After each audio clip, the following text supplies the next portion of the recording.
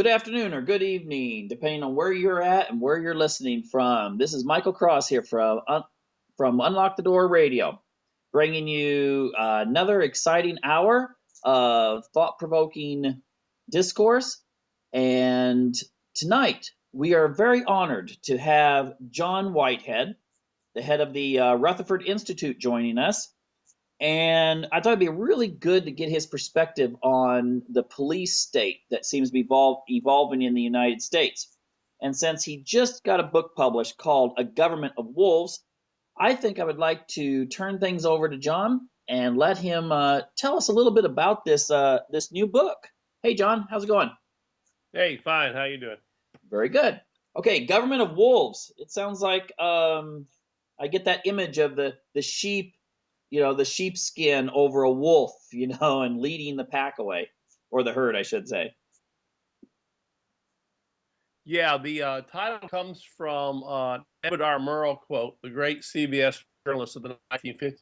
Who basically, really, truly, he borrowed from a quote from Thomas Jefferson, by the way. Really a takeoff on a Jefferson quote, but he said a nation of sheep begets a government of wolves. And the subtitle of my book is The Emerging American Police State. So I've been looking at this subject for probably close.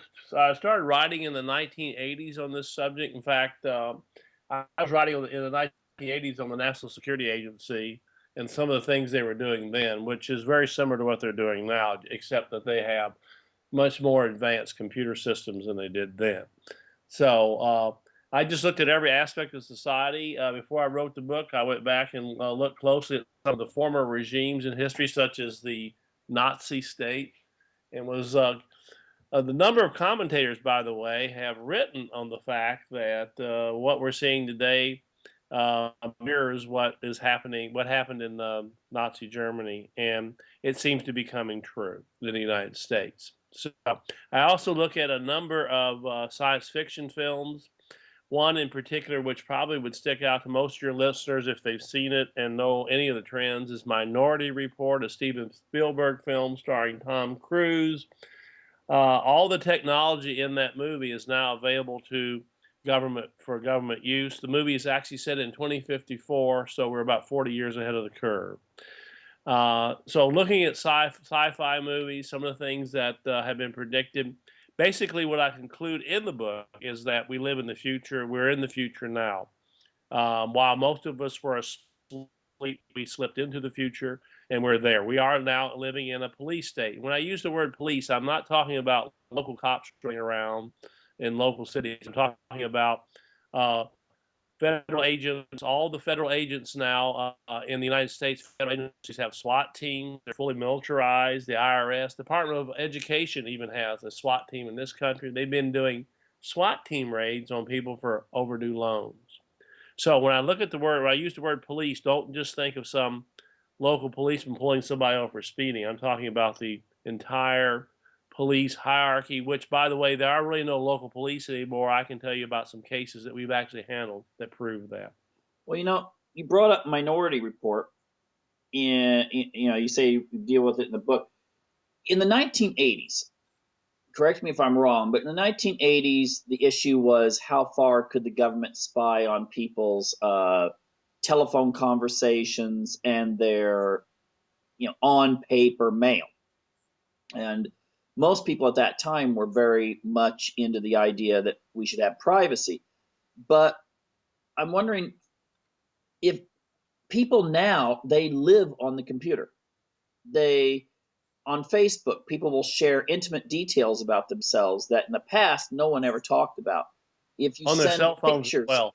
If you send Yeah. pictures across your cell phone, Yeah. those are intercepted. They're saved. And isn't it true that you could use psychometric profiling on any individual, and it wouldn't be that hard of a computer program now? And I mean, advertisers use it. They try to figure out everything from your age, income, sexual orientation, all these kinds of things. The government system, I would think, would be much more powerful in predicting exactly what you're going to do at a certain time. Yeah, it's crime prevention. It's pre-crime, very much Minority Report, by the way. to show you, maybe to illustrate it really dramatically, a case that we actually handled at the Rutherford Institute. And by the way, at the Rutherford Institute, we handle cases, civil liberties issues, when people are arrested by the police or they don't have a right to free speech, which is really coming under attack in the United States. We had a case about a year ago. A young Marine, he had served in Afghanistan, decorated Marine, and also in Iraq. He had a home business right outside of Richmond, Virginia. He had just finished jogging earlier in the morning. He was sitting at his typewriter, his computer, uh, typing at his home business. He didn't have a shirt on. He heard some noise outside. Again, it was August, and he went out and he peered outside. There were about 8 or 9 vehicles that pulled up around his property, black vehicles. Out from the vehicles jumped local police, uh, people in plain clothes, men running toward his house. Again, he sees all these black clad people. And this illustrates my point that there are really no local police anymore. So he steps out, he opens the door and says, "What's up?" He didn't, he's never committed any crime or anything like that. And when he opens the door, he said, "What's up?" And one of the police, along with one of the guys that identified himself as a Department of Homeland Security agent, an FBI agent, another agent, they said, "We're concerned about your Facebook posts." They had been reading his Facebook posts. They were anti-government posts, no doubt about that. He didn't like the way President Obama's issuing so many executive orders and bypassing Congress. He was playing a private Facebook game called Dear Illuminati. And I never played the game, but it was a private game that his sister, his brother, and just he played. That was it. They actually mentioned that. They asked him to step out, and he, again, this guy knows his Constitution. This is free speech in America. They quickly grab him. They handcuff him behind his back. He asked to have a shirt, and they said no. They took him out in the front yard. This is 8 or 9 police. And one cop pushed him against a fence and lacerated his back and started bleeding. They took him to the police station. When he got to the police station, he asked for bandages. They said no. They stuck a prison shirt on him. The prison shirt stuck into the cut in his back. He said it really hurt. They didn't even take care of him. His mother panicked, called the Rutherford Institute. We called the police, and I asked the police chief what the guy had done. I said, "What has this guy done?" His name is Brandon Robb. He said, "Oh, he's committed no crime. We're just concerned that his Facebook posts are antisocial and he may have a psychological problem." So he had a 2-minute investigation in a jail cell. 2 minutes to the psychiatrist, who ruled him basically he had mental problems, the psychiatrist said. And why the psychiatrist said it is because Brandon Robb had long pauses when he was asked a question. What I tell clients when they're arrested, by the way, is you don't even answer questions unless you have a lawyer present. So he was basically doing what he'd been taught by people such as myself. He was given a short hearing. He was actually put in a mental hospital for 10 days. We went to bat for him, got him out of court. A judge ruled he shouldn't have been in there in the first place. It was nuts to put him in there.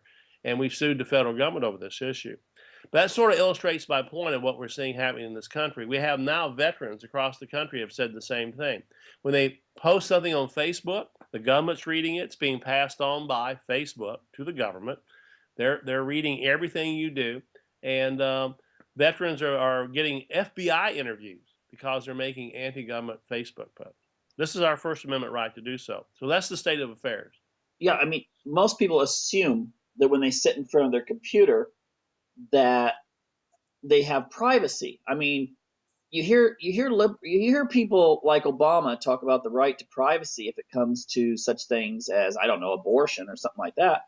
But he seems to have forgotten that the right to privacy also extends to our speech, it seems. I mean, it is it true too that not only can people monitor your Facebook post and any other post you may put anywhere on the internet, but they can also monitor what websites you visit. They make a record of that, as well as they can actually watch you on the camera that's on your computer. Oh yeah, yeah. They're taking. It was revealed about 3 or 4 weeks ago that the NSA downloads about 200 million text messages a day in this country alone. So any text message that you send in this country, whether it's time to go protest in front of the building or whatever you're going to do, or it's about a movie. In fact, I'm telling people to be very careful what they text. I had a friend who had seen a movie, and I said, "How was it?" He texted me and said, "It was a bomb." And I went, I immediately texted him back and said, "Do not use that word. It puts you automatically in a file." In fact, I've had NSA agents, by the way, visit me. They say the computers in Utah are so powerful that they basically do the work. In other words, they will signal this person's a problem, that person's a problem. They give it to the agent, and the agent then becomes basically an extension of the computer, and they go out and do the investigation. We've had talk show hosts contact us because they are outspoken on the air about Obama or political figures. The FBI actually visits them to interview them for their free speech on the radio. So that's how bad it's gotten. It's very similar to what we saw in the 1950s and what Edward R. Murrow and some of the people fought in those days, where they were watching everything people were doing, except, again, technology now drives the show. Technology is so awesome now that anything you do, there's no such thing as privacy. The FBI admits now they can turn on your laptop, it's a camera from a distance. They can turn on your cell phone. It becomes a microphone. And with many cell phones now, they're going to have facial recognition software. I mean, you're going to be watched wherever you go. So it's very much what George Orwell said in his book, 1984. No matter what you do, where you're at, you have to assume you're being watched and listened to. And that's exactly the state of affairs in America. You know, That is, and this is not conspiracy theory, by the way. It's all notable. People ride on it, credible journalists. This is what's happened.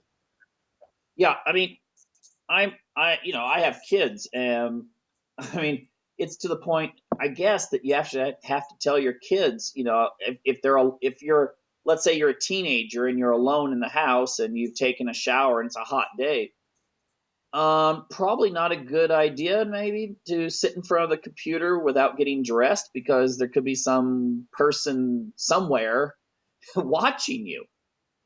Well, yeah, the hackers. I mean, you got weird people out there that snatch kids.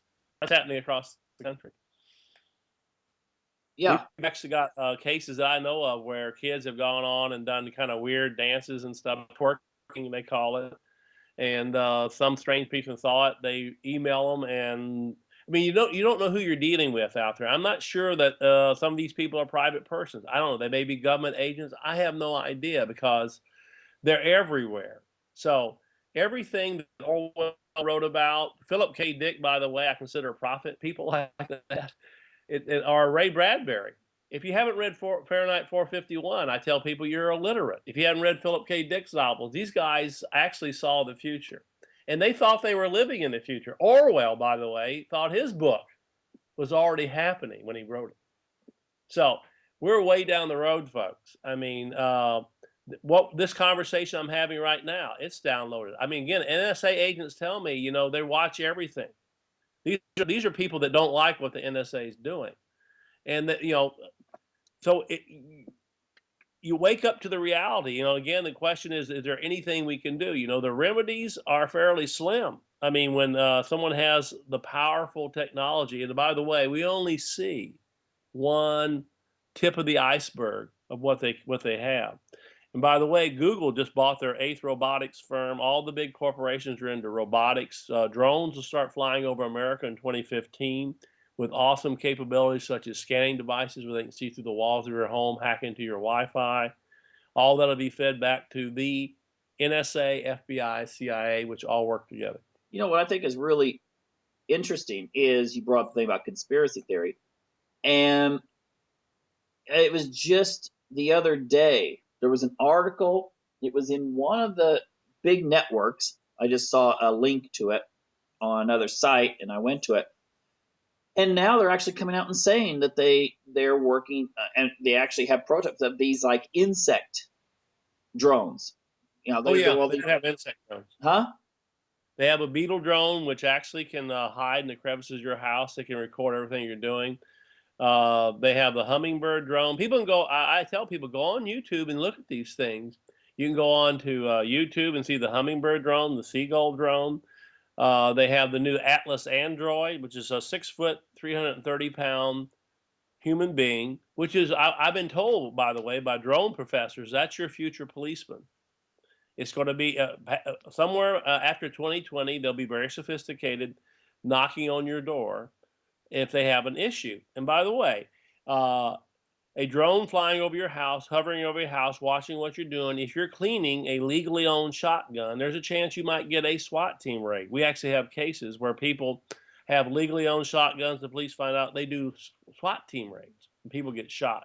And there are about 70,000 of those occurring in America today. And that's one thing we want to talk about more maybe later is militarized police. I mean, you don't have policemen anymore in brown outfits. They're in black military outfits, provided, by the way, by the U.S. government, Department of Defense. Well, the thing is, yeah, I mean, I'm really interested in things like transhumanism and things like that, so I keep up on the research.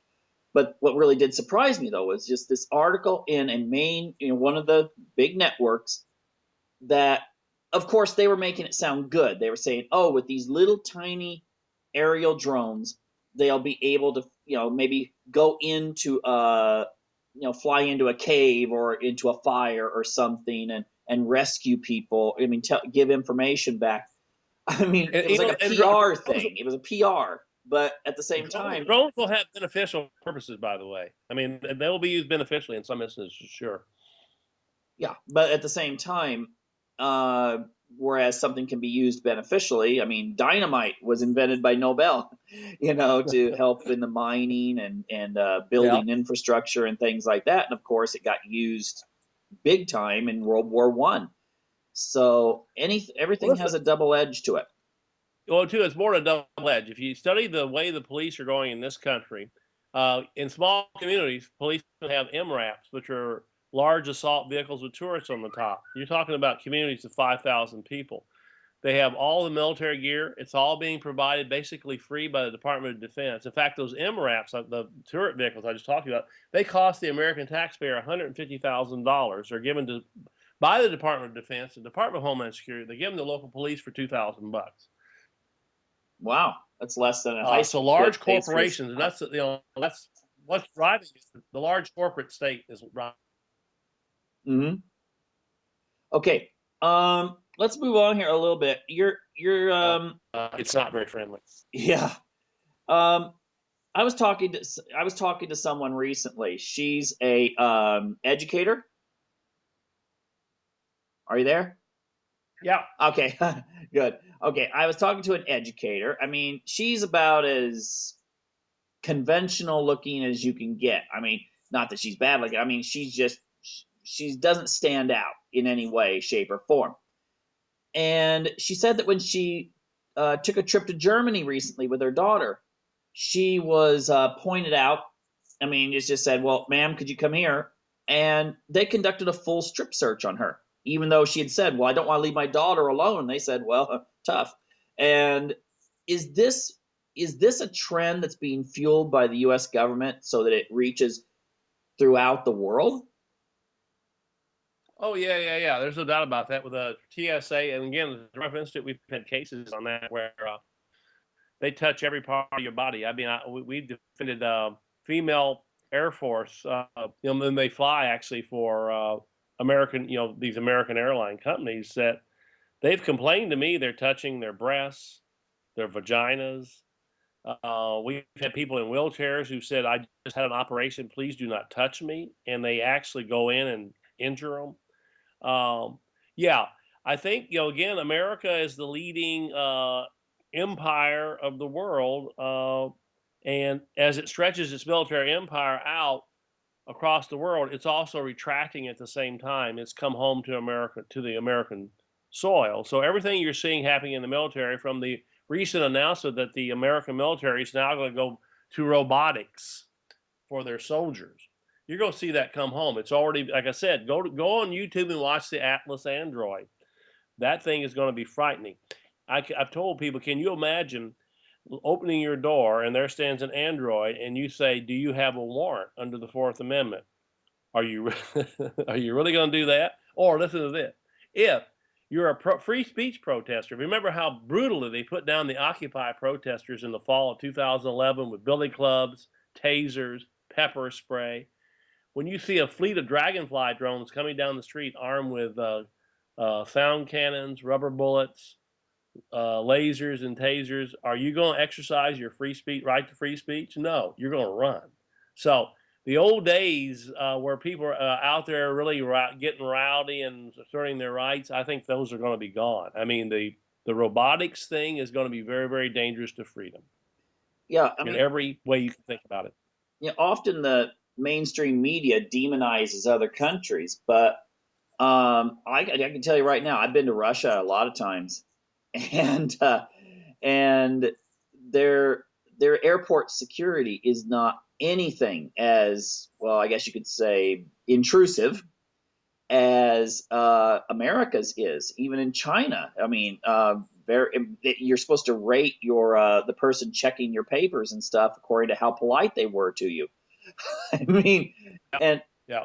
it just seems that now I just tell tourists that are going to America, from Europe or something, that they should be extremely careful. And the sad part is, it used to be that the police and so forth, except in maybe a really large city, were very trustworthy. But now, I mean, I interviewed Paul Craig Roberts the other day, and he was saying that sociopaths seem to be attracted to police work now.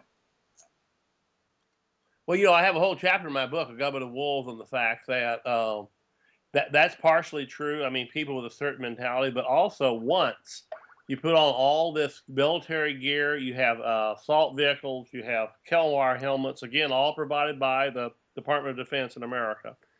And you get in a group and you start saluting. These are local police, by the way. You become the military, and there's no questioning anymore.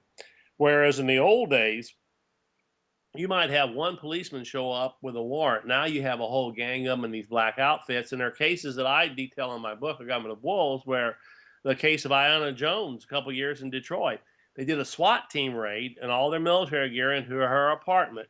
She's 10 years old. She's asleep on the couch in a prince's blanket. One of the policeman's rifles go off, kill her, blood splatters on the carpet. The father runs out screaming, "Why'd you kill my daughter?" They slam him face down in her blood. Come to find out, the guy they're looking for is up 2 or 3 floors. They were in the wrong apartment. So that the mentality changes. They become the military. In other words, in America, when a policeman looks at you, supposedly you're supposed to be the master and he's the servant because you pay his salary. That's changed. Now you look like an enemy combatant in many of these situations. And there's all kinds of cases where people are killed in these raids we're seeing in America, and those things are increasing. So the landscape here is very, very aggressive. Uh, I kind of know why Everett Snowden's hiding out in Russia. It's probably a much safer place, to put it that way. Well, Zimbardo, with his Stanford study Exactly. on prisons, showed that if you put someone in a certain type of position and clothing, they will adapt to that. I think, and people listening, I just think about this. Whenever you put on a costume for Halloween, you start playing the part. You dress up like a vampire, you start talking like Bela Lugosi. I mean, it just is part of our psychology.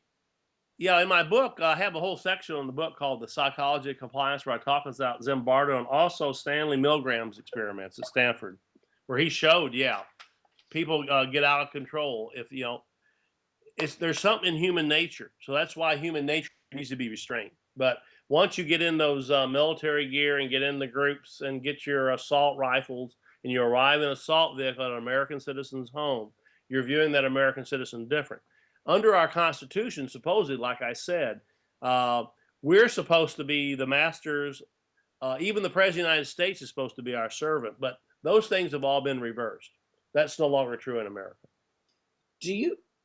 I just have just a weird question popped in my mind.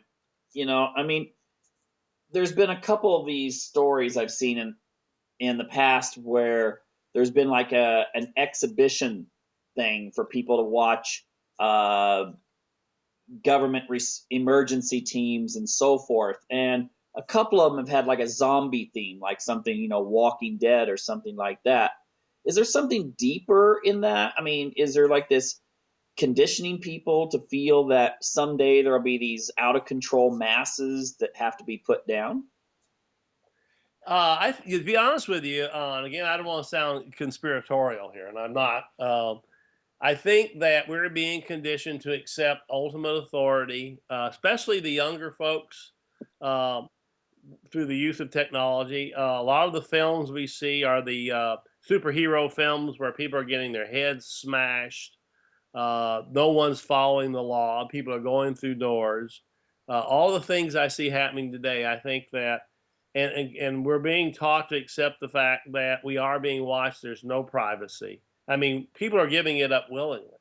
But as I said, before I wrote my book, A Government of Wolves, I went back and looked at Nazi Germany. It was the same thing there. As early as 1933, and the media is part of this, by the way, the newspapers in Germany were running articles on the concentration camps, and most people just accepted it, saying, "I'll never be in that. I'll never be in one of those places." About 5 years later, a lot of those folks that said that were in those camps.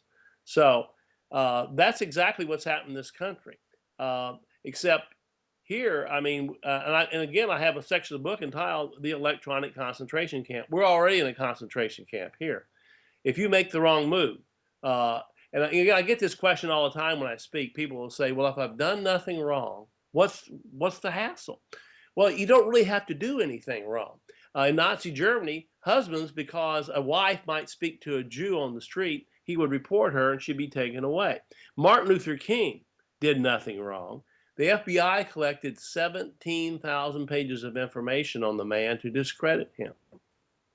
And what did he want? Equality for all citizens.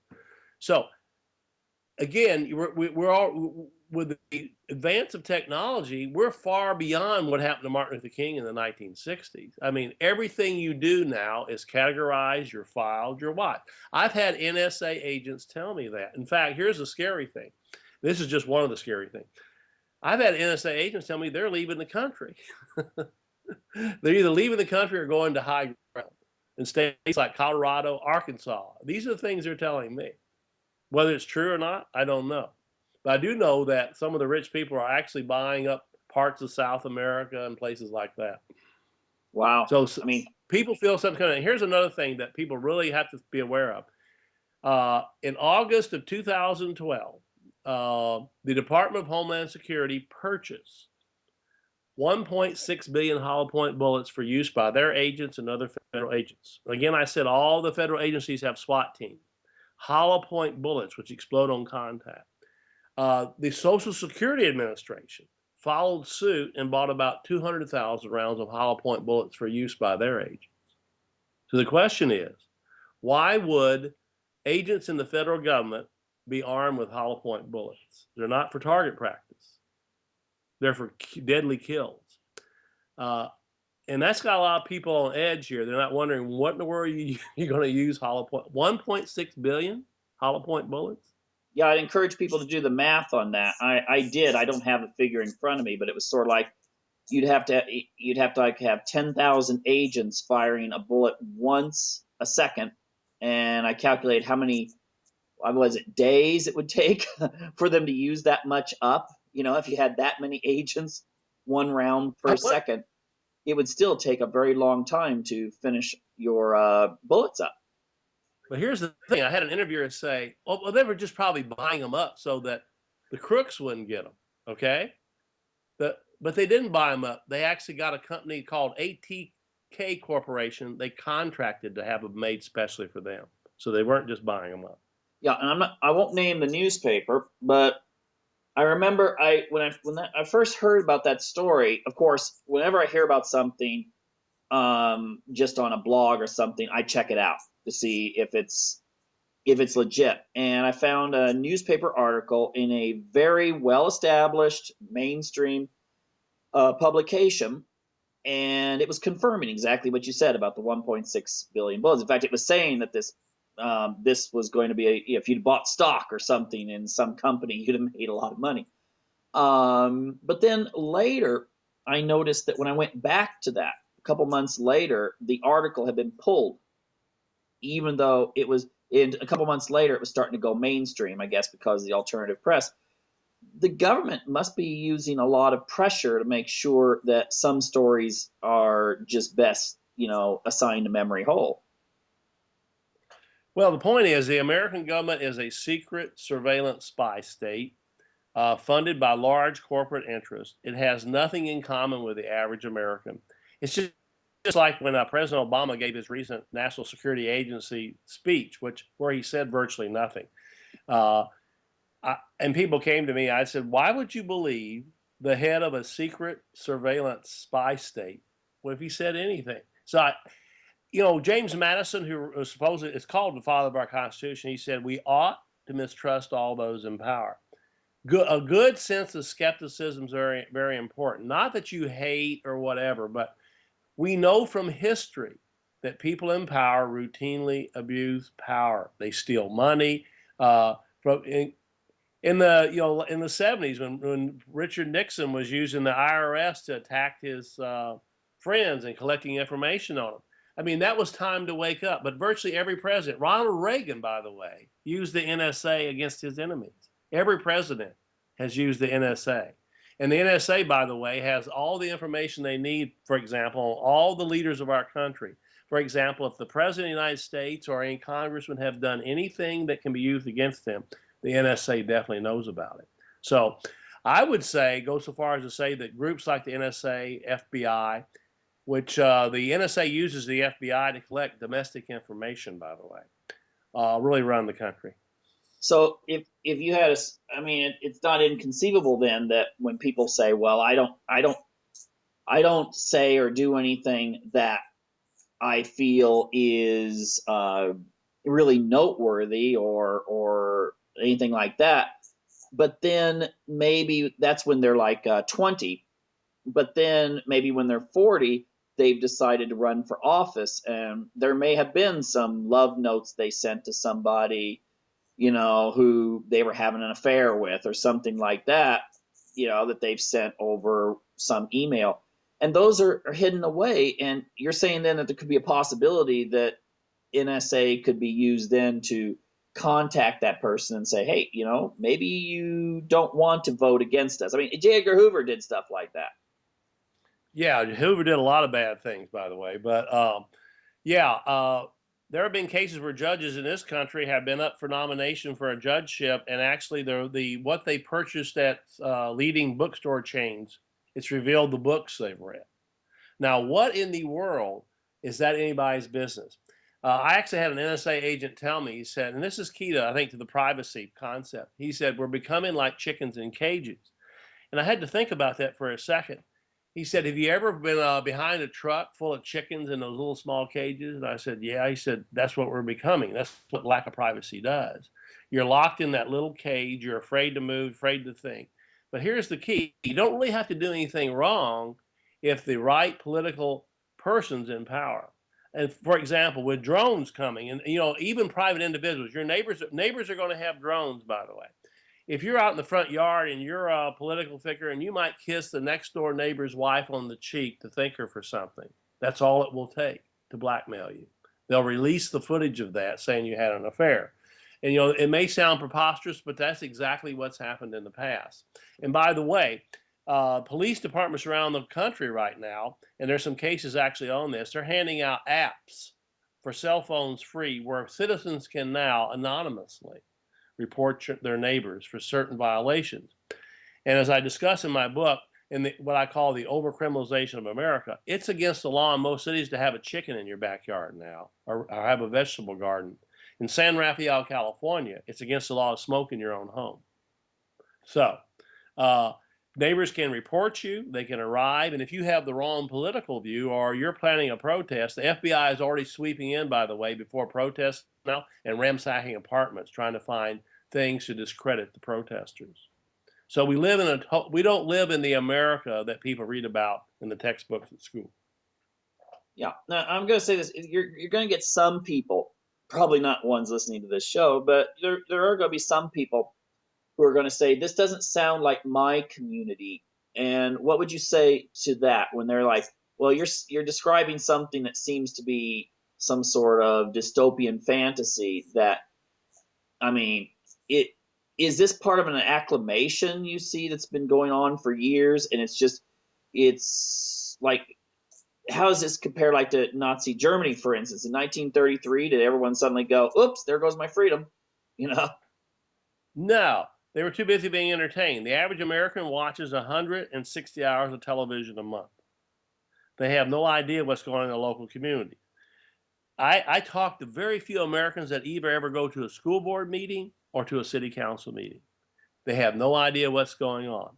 Local newspapers are terrible generally about reporting these things. You'll not get it from CNN. SWAT team raids. They're going through doors, shooting people's dogs, killing them. I have yet to find hardly any major media outlet that even discusses the fact that this is going on in America. Yeah, I So mean, most people don't know. It is in their communities, but they have no idea it's occurring. SWAT team raids are going on in every community in America virtually, but people do not realize that it's happened because they're not being reported. well, do you get SWAT team raids for something like, for instance, let's say a person misses, they send in a like a child support payment late or something like that. Has there been SWAT teams on something like that? Yeah, as I document in my book, like I say, the Department of Education in this country, in America, has SWAT teams. They've been doing SWAT team raids for people with overdue loans.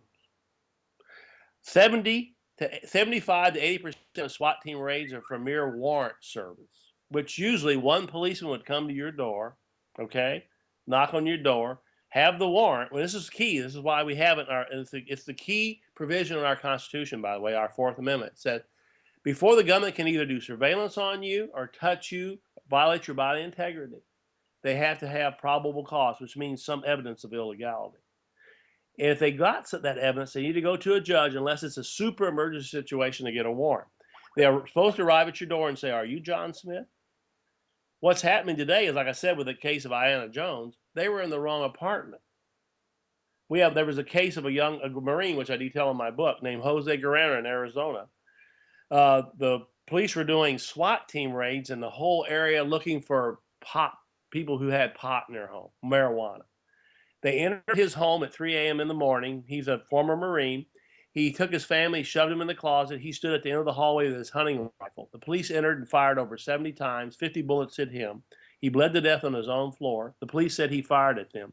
An investigation showed that the safety never came off his weapon. No pot, marijuana was found in his home. That's how things have changed, folks. If you've ever seen the movie, maybe in other countries you've seen the Andy Griffith Show, where you had friendly cops who called you and talked to you, you don't get that anymore. No, I mean, the it seems that the focus, like I said, I mean, it's like a focus that um, you're in an occupied zone. The police are given military drills. My wife and I were watching some. We spent a lot of time in Vegas when just after we were married, and so my wife has this thing about looking at shows that dealing with Vegas, and it showed something about police there, and it was like when they were lining up, it wasn't like those old movies where all the police just kind of file in and sit down and they hear their sergeant or whatever tell them what's going on, what they're going to be doing. It was like military style, marching in a line and doing the whole about face and that sort of thing. I mean, it's and people seem to be getting accustomed to this. Maybe some of these shows help them get accustomed to it. Movies Well, and that's one purpose of those shows. Yeah, entertainment.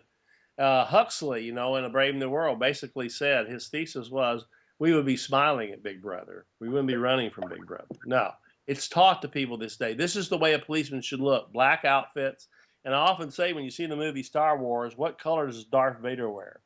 It's the Darth Vader. Black is the color of authority. I work with University of Virginia students who study with me, and I had a group of them, and I said, I would like to know why all of a sudden all the police in this country are wearing black. They don't no longer wear blue or brown like they used to wear, the friendly colors.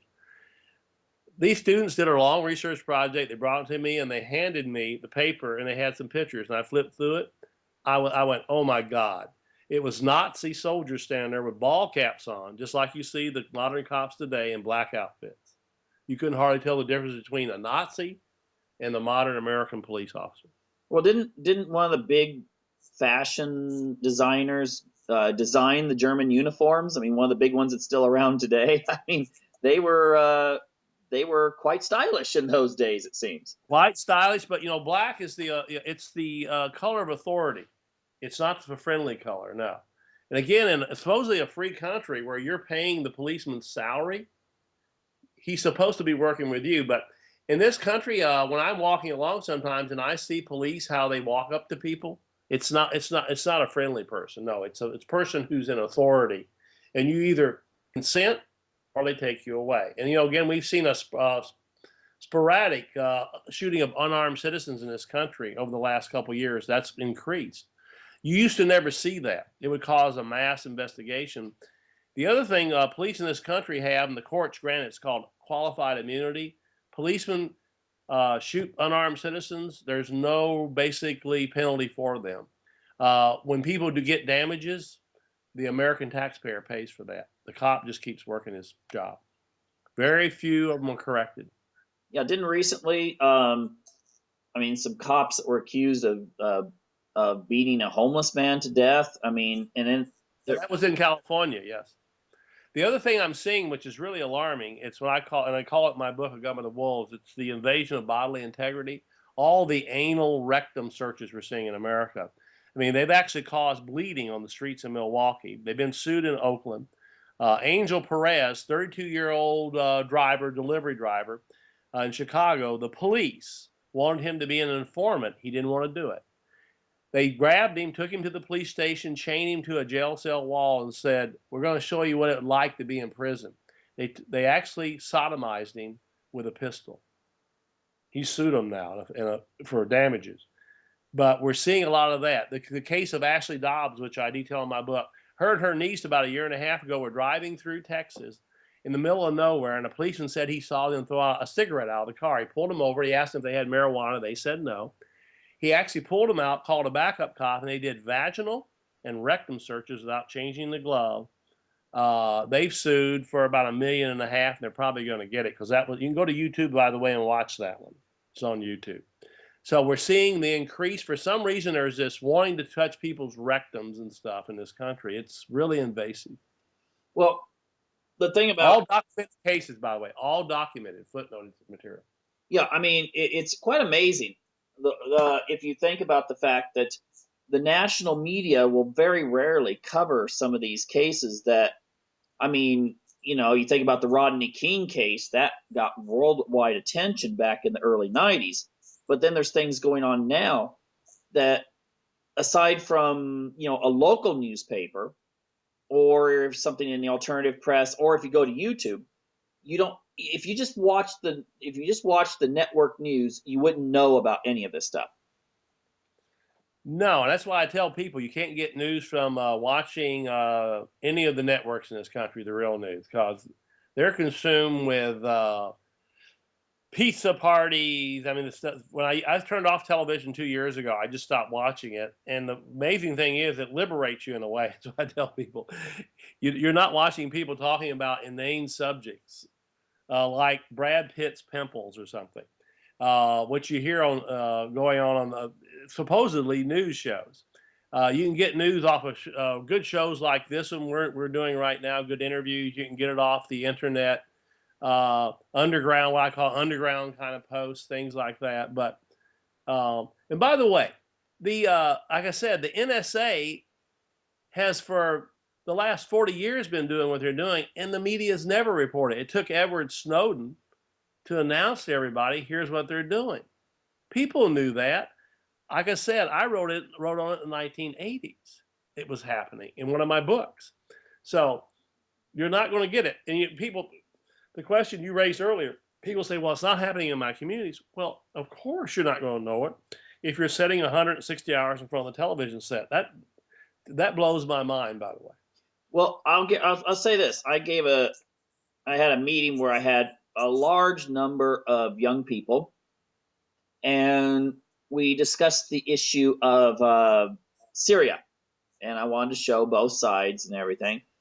And I showed some clips from American, I'm not going to name the networks, but they were American networks interviewing various congressmen and senators. And I immediately, only a few minutes in, I had a student raise their hand, student age, like 19 years old, raise his hand and say, "This is a parody, right? Is this like Saturday Night Live? This isn't real, is it?" And I said, "Yeah, this is off of this particular network." And just people were just like their mouths were open, like this is American media. This is what is consumed by people in the evening when they're sitting down and watching the news. And I said, yeah, yeah. I mean, this is what the majority of people get their information from. I mean, still though, I mean, they couldn't believe it. They thought it was. They thought I had just given them a parody. And the other issue I think is really important here, and again, it goes back to the kids. In America, the public schools in this country, the state-run schools, I mean, kids are being conditioned to accept all this. I mean, they have zero tolerance policies in the schools where we had a case that we just actually settled where a young boy went to the desk to talk to a teacher on his way back. He's 10 years old in Pennsylvania, state of Pennsylvania. He did an imaginary bow and arrow at a friend who had taken his folder and turned it into a gun and went pow pow with his lips silently. He did an imaginary bow and arrow response. He was removed from school and charged with a weapons violation. Those cases are legion in America. What the kids are being taught in the schools is put your head down, you make a simple mistake, you're out. Well, on top, And but here's the thing. In New York City, and there have been a couple good decisions recently on these, but doing strip searches, touching people's butts, vaginas on the open streets while 50 people watch, not objecting. There's a reason why the 50 people watching are not objecting. They're being taught to watch it. yeah, I mean, I think you'll find it. As I said, that group of people I was talking to, they were not in the United States. They were watching American TV, no, I mean, at least American news.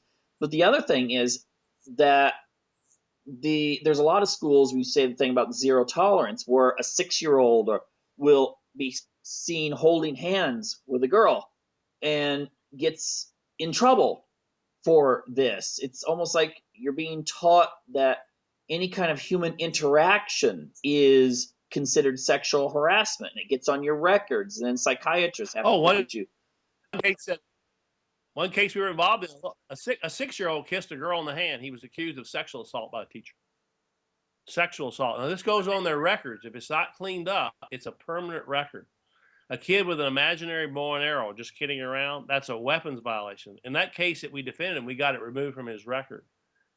Again, if they want to become a judge someday in their life, a weapons violation will pop up. It'll be very, very difficult for them to operate in society. Or even being a teacher. I mean, there's no way you can get a job as a teacher if you have a sexual assault record. Listen, we had, to show you how bad it's gotten, we had a 4th grade kid who threatened to shoot a girl across the room with a spit wad. He didn't do it. He was removed from the classroom. The teacher said because of the fact that he wanted to shoot her with a spit wad across the room meant that he had psychological problems. He needed psychological counseling. He was removed again for a weapons violation. That night, his parents were sleeping in their home. They heard a knock on the door. The father went downstairs, opened the door, and there stood 2 policemen. He asked them, "What's up?" And one of the cops looked at him and said, "We're here to investigate the shooting incident." Kids are getting arrested for these things, by the way, and taken away in handcuffs. You're talking about 10-year-old kids and younger.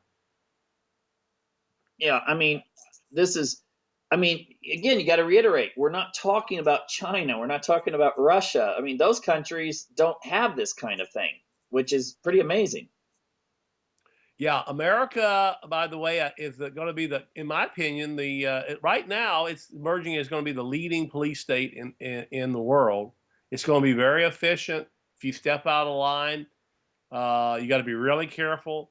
What you say in your home, you have to be careful. Even talking in your own home, like I said, your cell phone is now a microphone. Your laptop is also a camera. The FBI admits all this. They can do that. So there really is, even if you have your TV set on, by the way, Google admits they can actually hear what you're saying in your room around the house. Yeah. We're back to George Orwell, 1984. Well, it goes beyond Orwell. I mean, Oh, yeah. the technology is such that, I mean, at least when Winston was out in the countryside, he wasn't being monitored. And now, if you take your cell phone with you, or if you have a drone, I mean, my gosh, I mean, Yeah, think that's the about key. some poor couple that's, they've decided, oh, well, let's, we're alone here. Let's get amorous and, out in a meadow in the middle of nowhere. And there's a drone up there recording their romance. Well, they just revealed, a number of the products you're buying in this country, some coming out of China, have chips in them. Your toasters, refrigerators, microwaves, they can be tracked. I have people who say, well, I'm going to get off the grid. I'm going to go out to the country. And like you said, I said, well, as long as you have a toaster, you use any electricity, you're going to be tracked. Number two, Ed, then the big thing is, like you said, the drones. The drones are going to be awesome. If they can see through the walls of your home, hack into your Wi-Fi, you can't get off the grid now. And you're absolutely correct. George Orwell could not have foreseen where we're at now. And I think technology, by the way, is trying to evolve humans with technology. Technology is the future. It is not humanity, by the way. Oh, I absolutely. think And I think that robotic. Google's buying all the robotics companies. They know where it's headed. yeah.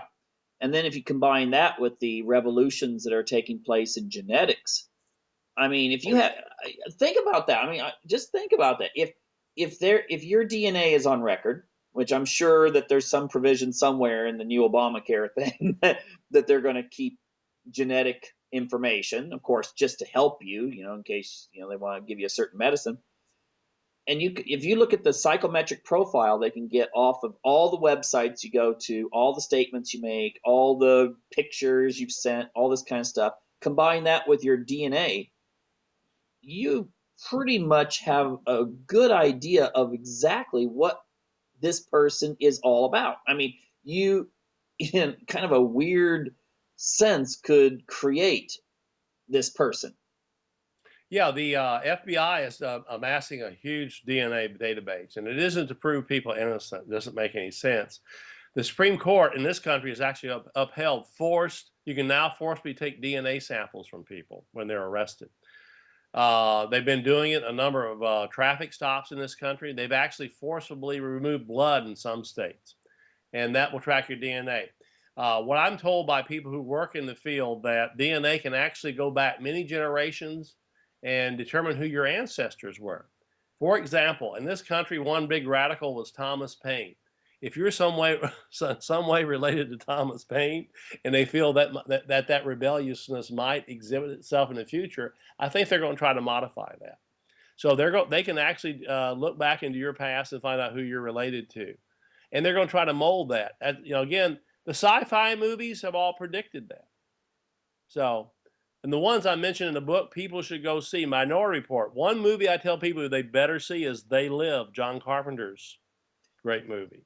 Yeah, and Uh, I was mentioned another one. I don't know if you ever seen the movie with Christian Bale, and what I always forget the name of it. Equilibrium. Equilibrium. I've not seen Equilibrium yet. You No. should see that one. It came out in 2002. It looked like a combination of Matrix and 1984, but it ceases to really be a movie anymore. It seems more like a docudrama, because the premise, the cops walking around in black for any public event, blimps monitoring people from the sky, people being given this prescription drug to make them peaceful so society will not implode on itself. I They're mean, already doing that. They're already doing the drug thing in this country. A large cross section of children in America are on Ritalin. oh yeah, yeah. I Yeah, mean, and and I have teachers tell me that once kids are on Ritalin, they just become like zombies. They sit. They no longer are energetic or creative. yeah, I'll say this: I was listening to a TED Talk in which they had an entrepreneur, and he was actually bringing this up, and he was saying, there's two conditions that seem to be associated with being successful in business. And one is to have ADHD, at least what they call ADHD, and the other one is to be bipolar. And he seemed worried that if you start drugging kids for like this ADHD, quote unquote, you are going to get rid of that spark, that energy, that is really necessary for creativity and innovation in people. The great minds of history all had ADHD. Yeah, of They course. couldn't sit still. I've studied George Orwell very carefully. His name was really Eric Blair. That was his pen name. He was such an ADHD person. He was amazing. He couldn't sit still. Yeah, your great minds of history all the way down, almost all ADHD. Yeah, they're doing away with that now. Again, I think go back. I think the what we see the government has there in terms of technology, we see the tip of the iceberg. I think they're trying to evolve people with the machines now. I think that's the future. Oh, I absolutely agree with that. And if you ask young people today, would they actually have an implant so they could connect to the internet directly with their brain? Which some people will be like, "Oh, that can't be done." Whereas It they've can be done done, by the stuff. way. Yeah. I mean, you usually get about at least a third will raise their hand and say that they Oh would yeah. do it. It's that is probably sometime after 2020 they can begin doing that. Mm-hmm. Yeah, it would surprise. I think people would be surprised if they ask young people today these kinds of questions. I mean, transhumanism was considered this real fringe science back around 1999, and now it's totally mainstream. Oh yeah, I think there's no doubt. I think the danger of that, of course, with people like me who want to remain free is that with a chip or whatever, the computer systems, whatever you want to call it. In fact, I've had computer scientists, they call it the dark arts. One said it around me, and I said, "What do you mean by the dark arts?" They said, "We just don't really understand sometimes what's going on out there." The machines, if we want to call it that, they're not really machines. Will be dictating exactly what we do. Yeah.